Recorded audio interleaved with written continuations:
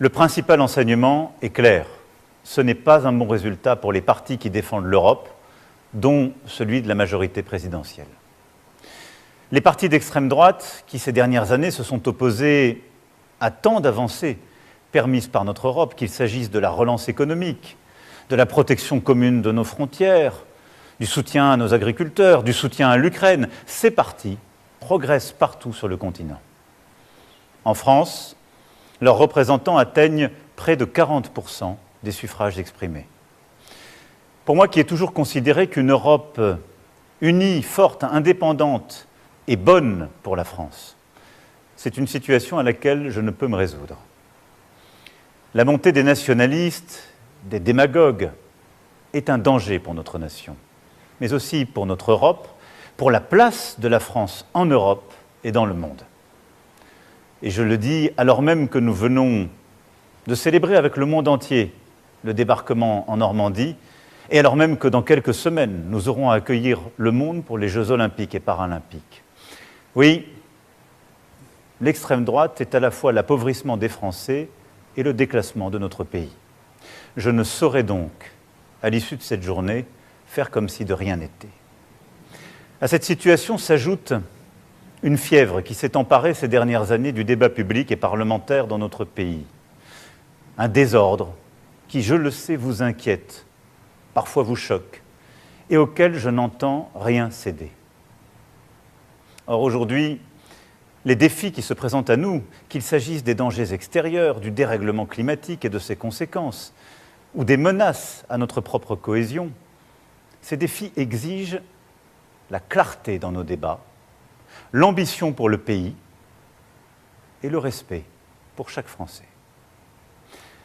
C'est pourquoi, après avoir procédé aux consultations prévues à l'article 12 de notre Constitution, j'ai décidé de vous redonner le choix de notre avenir parlementaire par le vote. Je dissous donc ce soir l'Assemblée nationale.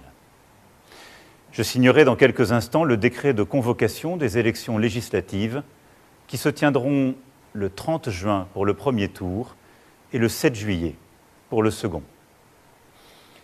Cette décision est grave, lourde, mais c'est avant tout un acte de confiance.